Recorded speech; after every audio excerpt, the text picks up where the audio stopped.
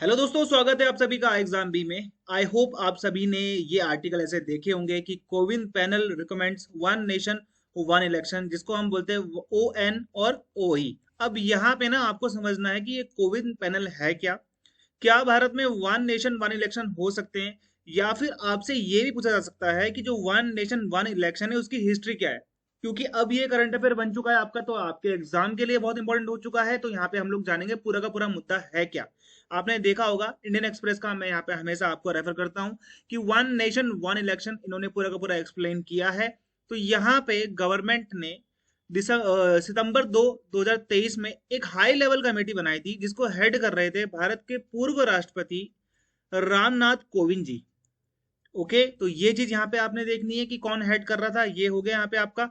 और ये भारत में साइमल्टेनियस इलेक्शन के लिए इस चीज पे रिकमेंड करेंगे गवर्नमेंट को कि कब से लागू करना है, क्या लागू करना है और कैसे लागू करना है। ये सब चीजें इस हाई लेवल कमेटी ने बनाना था। और इस हाई लेवल कमेटी ने अपनी रिपोर्ट सौंप दी है 14 मार्च को द्रौपदी मुर्मू जी को। ओके, तो ये चीजें आपको ध्यान देनी है। और यहाँ पे देखिए इसके मेंबर्स कौन थे। अमित शाह हमारे होम मिनिस्टर, गुलाम नबी आजाद हमारे जो पुराने लीडर ऑफ अपोजिशन थे वो भी थे, अधीर रंजन चौधरी भी थे। ओके, एनके सिंह, आपको पता होना चाहिए N K Singh 15th finance commission के चेयरमैन।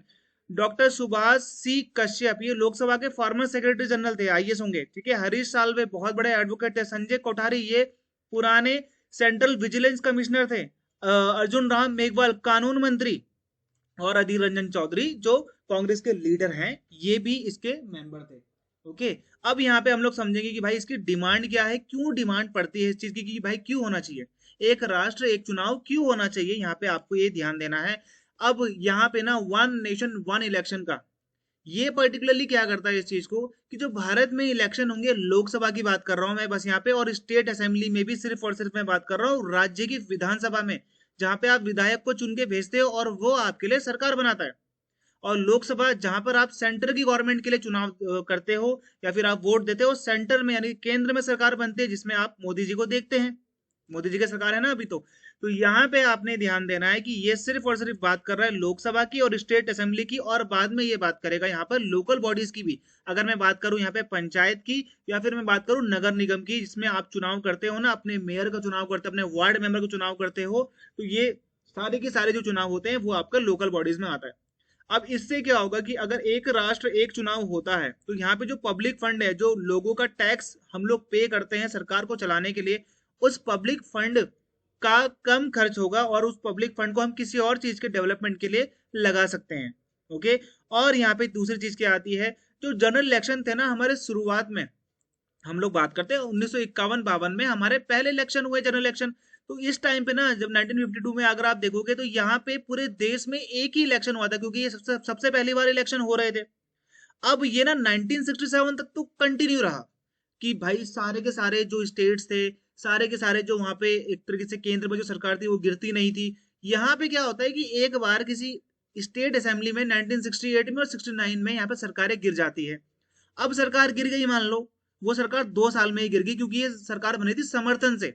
ओके, अलायंस बनाकर, और दूसरी पार्टी ने यहाँ पे अलायंस छोड़ दिया। अभी आपने देखा होगा रिसेंटली 4-5 दिन पहले हरियाणा में, है ना, हरियाणा में जो पार्टी थी उन्होंने बीजेपी का हाथ छोड़ दिया, बीजेपी ने दूसरों से हाथ मिलाया। अब यहाँ पर क्या हुआ कि भाई सरकार गिरने के पूरे चांसेस थे, तो दोबारा से इलेक्शन होंगे और दोबारा सरकार जो आएगी वो 5 साल के लिए रहेगी। तो यहाँ पर आपने देखा होगा कि केंद्र के चुनाव तो फिर भी टाइम से हो जाते हैं, लेकिन स्टेट्स के चुनाव हमेशा टाइम से नहीं होते। कभी सरकार 2 साल चलती है, कभी सरकार 3 साल चलती है, कभी 5 साल, जब 5 साल तो कभी बहुत मतलब ऐसा रेयर तो होता है कि आप 1-2 साल चल पाती है। नहीं तो केंद्र में भी आपने देखा होगा कि 13 दिन भी सरकार चलती है। अटल बिहारी वाजपेयी जी का मैं एग्जांपल देता हूँ यहाँ पे। तो यहाँ पे जो स्टेट असेंबलीज है ना 1968 में 69 में गिर गई, जिस वजह से केंद्र और राज्यों की जो सरकार है उन सभी का जो एक साथ इलेक्शन होता था वो टूट गया, यहाँ पर डिसकंटिन्यू हो गया। अब यहाँ पे जो लोकसभा है और स्टेट असेंबलीज के जो टोटल कॉस्ट आता है ईसीआई को, इलेक्शन कमीशन ऑफ इंडिया को, हालांकि वो पब्लिक का पैसा है, 4,500 करोड़ रुपए खर्च करती है ईसीआई पूरे के पूरे इलेक्शन में। हर साल आप देखोगे कहीं ना कहीं इलेक्शन होता है, 3 से 4 इलेक्शन हो ही जाते हैं। और जो लोकल बॉडीज के इलेक्शन होते हैं वो भी तो आप कौन करवाएगा, स्टेट का इलेक्शन कमीशन करवाएगा। लेकिन स्टेट का इलेक्शन कमीशन भी किससे एफिलेटेड है, वो भी आपका सेंटर से ही है, एक तरीके सेंटर का ही पार्ट है। तो यहाँ पे ना 2018 में लॉ कमीशन ने ये बोला था कि भाई आप साइमल्टेनियस इलेक्शन करवाइए, क्योंकि इससे भारत को फायदा होगा। और 2022 में उस टाइम के चीफ इलेक्शन कमिश्नर जो कि सुशील चंद्रा थे, उन्होंने ये भी बोल दिया था कि हम प्रिपेयर्ड हैं पूरे और कैपेबल हैं कि हम पूरे देश में एक साथ चुनाव कर सकें। अब यहाँ पे इस रिपोर्ट ने क्या क्या बोला है ये समझो आप। पहली बात तो ये रिपोर्ट सिर्फ बात करता है लोकसभा की, राज्य विधानसभा की और लोकल बॉडीज की। इसके अलावा उसने राज्यसभा के इलेक्शन के बारे में बात नहीं करी और विधान परिषद के इलेक्शन की बात नहीं करी, क्योंकि इन तीनों का इलेक्शन ऐसा इलेक्शन है जहां पर डायरेक्ट जो सिटीजन है वो वोट देते हैं, इसे हम बोलते हैं डायरेक्ट इलेक्शन। और अगर मैं विधान परिषद की बात करता हूं और राज्यसभा की बात करता हूं, वहां पर इनडायरेक्ट इलेक्शन होते हैं जहां पर जो सिटीजन है वो डायरेक्टली इन्वॉल्व नहीं होता। तो टोटल यहाँ पे 65 मीटिंग्स होती हैं। और ये जो पैनल थी, इन्होंने जो अपनी रिपोर्ट सौंपी वो 1800 पेजेस की है भाई। 1800 पेजेस, 18,000 पेजेस सॉरी, तो यहाँ पर आप पूरा नहीं पढ़ पाओगे। फाइनल मीटिंग इसकी होती है 10 मार्च 2024 को, और इन्होंने अपनी जो रिपोर्ट सबमिट करी वो 14 मार्च 2024 को राष्ट्रपति द्रौपदी मुर्मू जी को सौंप दी थी। अब यहाँ पे इन्होंने क्या बोला कि जो इलेक्शन होंगे लोकल बॉडीज के, अपने दोनों को तो बता दें कि लोकसभा और राज्यसभा, लोकसभा और विधानसभा के इलेक्शन हमने साथ में करवाने, जहां पर ये बात करते हैं म्यूनिसिपैलिटी और पंचायत की। इन्होंने बोला है कि इसको आपने ऐसे सिंक्रोनाइज करना है कि जब आपने वन नेशन वन इलेक्शन करवा दिया पूरे देश में, राज्य की विधानसभाओं और लोकसभा के बीच में, उसके 100 दिन के अंदर अंदर में आपने लोकल बॉडीज का इलेक्शन भी करवा देना है, ऐसा ये अपनी रिपोर्ट में कहते हैं।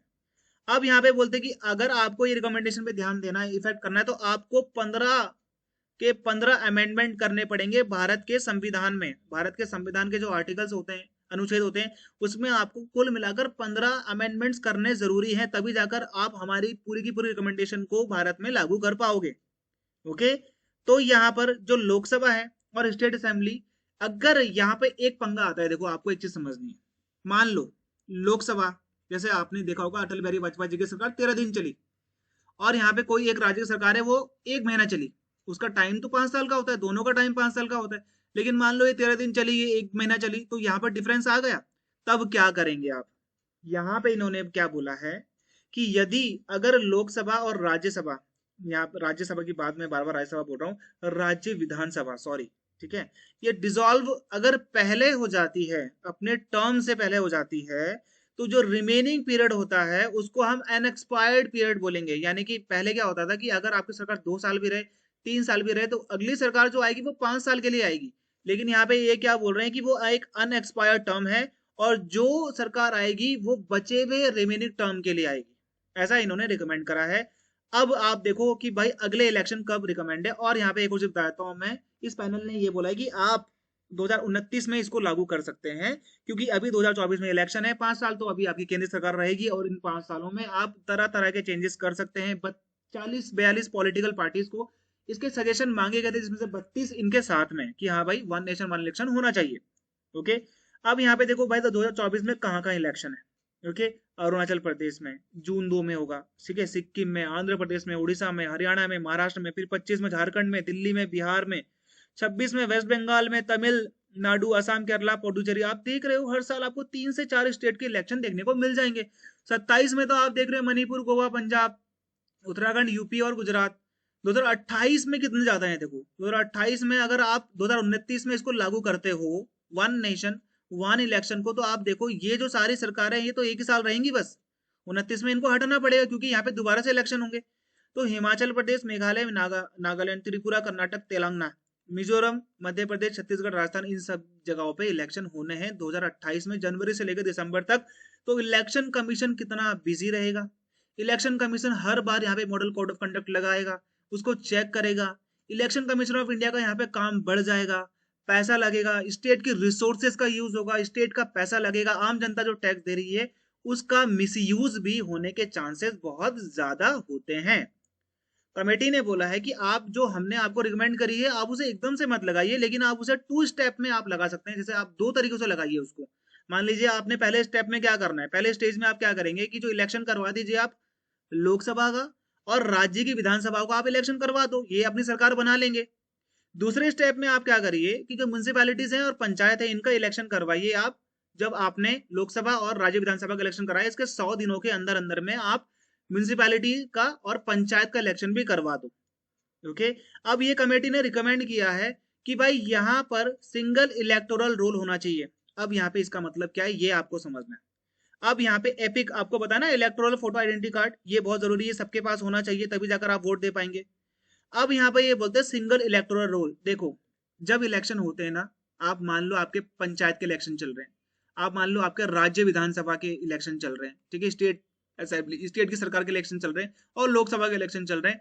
जब भी ये 3 इलेक्शन होंगे, आपके पास एक बंदा आएगा इलेक्शन कमीशन ऑफ इंडिया से, या फिर कोई और जो रिकमेंड किया गया होगा, वो आपका इलेक्टोरल जो रोल लिस्ट होगी उसमें आपका नाम चेक करेगा। उसके बाद वो यहाँ पर रेड लगा, तभी जाकर आप वोट दे सकते हो, और ये 3 बार आएंगे आपके पास। ओके, तो आप समझ सकते हो, मान लो इस साल आपका पंचायत का, अगले साल आपका स्टेट असेंबली का, अगले साल फिर आपका लोकसभा का है। तो आप तीनों बार यहाँ पे क्या करवाएंगे, सिंगल इलेक्टोरल रोल में अपना नाम दर्ज करवाएंगे, नाम चेक करवाएंगे। यहाँ पे आपकी सत्य पूर्ति होगी, बहुत चीजें हैं जो आपको यहाँ पर देखनी है।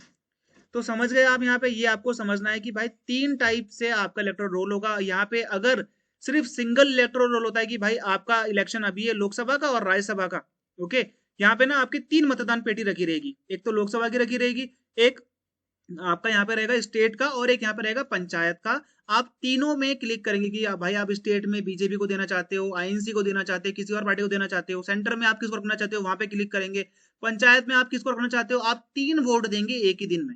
और यहाँ पर आपका सिंगल इलेक्टोरल रोल होगा, बार बार आपके पास कोई चेक करने नहीं आएगा, इससे आपका टाइम बचेगा। एक व्यक्ति जो, भारत क्या करता है कि यहाँ पे ना जो इंडियन गवर्नमेंट क्या करती है, छुट्टी देती है हमेशा। ओके, तो यहाँ पे जब भी इलेक्शन होते हैं वहां पे 3 दिन की छुट्टी हो गई एक व्यक्ति की। ओके, तो यहाँ पर इस चीज को भी बचाया जा सकता है।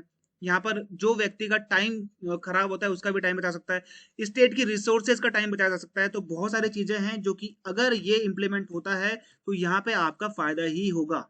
ओके, तो इन चीजों का आपने यहाँ पे देखना है। मैंने सारी की सारी चीजें आप लोग को बता दी है। एग्जाम पॉइंट ऑफ व्यू से आपको जो चीजें पता होनी चाहिए मैंने यहाँ पे जिक्र कर दिया है। आपको वीडियो में और क्या क्या चीजें चाहिए आप मुझे कमेंट में लिख के बता सकते हो। मिलते हैं हमारे अगली वीडियो तक, गुड बाय एंड जय हिंद।